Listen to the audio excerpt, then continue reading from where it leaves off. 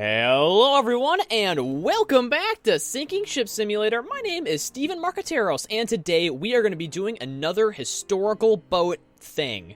I don't actually know what to call it. But today we're going to be discussing the topic of the Vice Admiral who was so bad at his job, he had two ships of his own collide into each other.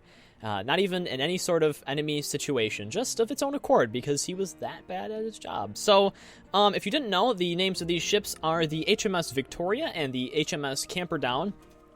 These are Admiral class battleships commissioned by the Royal Navy, and this occurred in the late 19th century, so it's a very fun time in history to be boats. So let me actually get into sinking the ship. Right here in front of us, we are looking at the HMS Victoria. So this is one of the two ships. This is the ship that actually sank, and it has quite a tragic story behind it. So I'm going to try and tell this, and I may screw it up because I am the world's worst storyteller, but I'll try my best. So, basically, what was happening is the ships were headed in two parallel lines, so they were right next to each other, and basically they were approaching shore, and the Vice Admiral was like, well, we'll need to turn the ships around, and we'll need to stop for the night. They were in the Mediterraneans because during that time period, the British thought that protecting the Mediterranean was very useful because of a lot of trade that they did with India, I believe. I think that sounds like a real thing, yeah, because the British Raj and whatnot happened somewhere around that time period. Don't ask me on my Asian history. It's like the one continent I can't tell you about. And so anyway, what happened was they were going to basically, the ships were going to do a 180, and then they were going to turn around, drop anchor, and stop for the night.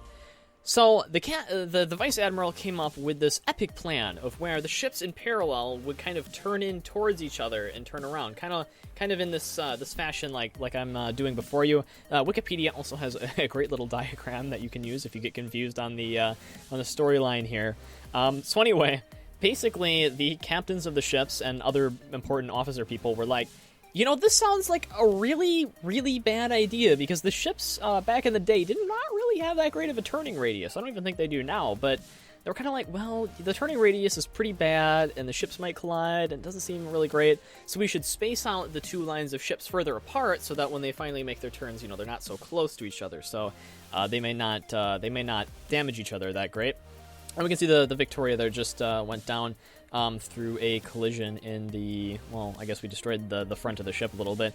I think what actually happened was it was more struck in the boilers. So anyway, these ships, they start to do the maneuver where they come around, and the Victoria kind of got the short end of the stick, so to speak, and it was rammed by the Camperdown, which we will see right here. So let me spawn in the Camperdown for you. They do look very similar because they were of very similar design back in the day. Basically, what the Royal Navy did was they would just stick these large turrets either on the front or the back of the ship, and, you know, they were incredibly heavy, so the ships would actually be, like, really deep into the water. You can't actually get that effect in this game because, like, the weight isn't really simulated properly, so imagine the entire red line being beneath the water, so the ships were actually, you know, way further back down. Let's actually strike the Camperdown where it was historically hit. So since it actually rammed, it did flood a little bit because the front of the ship received some damage, so we're just going to simulate frontal ram damage there. And so the large case about this was the number of sailors that died aboard the Victoria, because they weren't really expecting the ship to sink after they had just been rammed by their own friendly ship. But actually, the ship, I believe, listed starboard or something, and it started going down real quick. They were not able to control the flooding. Most of it was due to there being a lot of open compartments aboard the ship that they weren't able to close in time, and so the ship had already gone just sort of far down below water that there really wasn't anything more they could do. And, you know, people in the lower decks of the ship had never actually received the order that, like, the ship was sinking, so they kind of just went down with the entirety of it. And, yeah, you could imagine that the British government and basically all of Britain was a little bit angry that a bunch of people had just died in a non-wartime-esque sinking. So, because, you know, if one of your battleships sinks, it's got to be, like, doing something pretty awesome, you know, attacking another ship or whatnot. But in this case, it was literally just the stupidity of the Vice Admiral.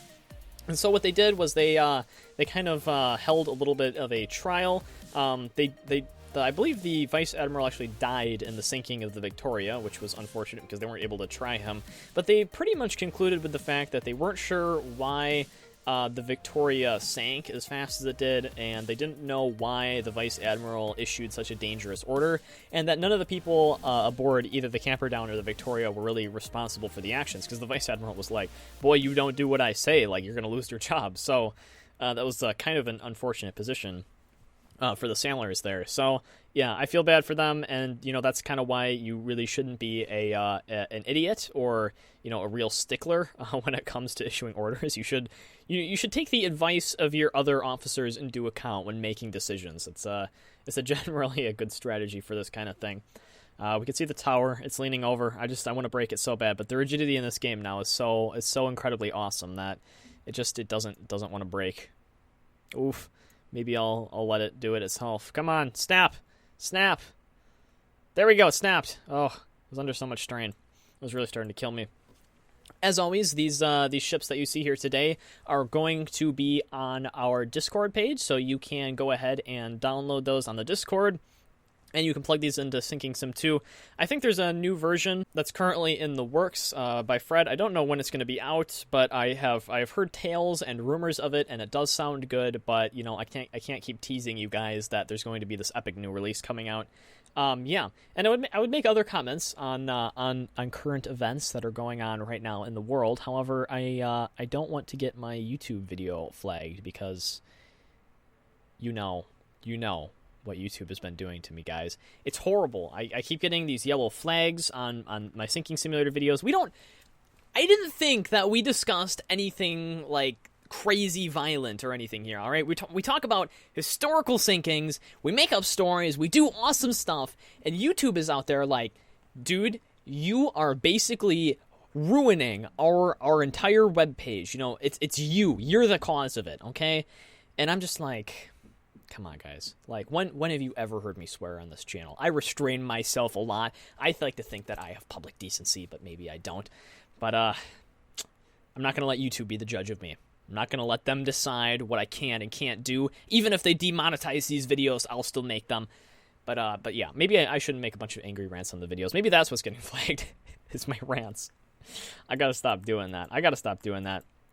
But yeah, check out the Discord. There's something else I want to say. Oh, it's finals week for me here in college right now, so sorry about the little delay in videos. We got lots of stuff going on right now, but I'm going to be home soon, so yeah, I don't really want to go. I enjoy it here. It's super awesome. I get to do live streams whenever I want. The internet's super fun. It's always great. But yeah, I think that's where we are going to leave it for today. I hope you guys enjoyed this video. I hope you guys enjoyed the tale of the Victoria and the Camperdown.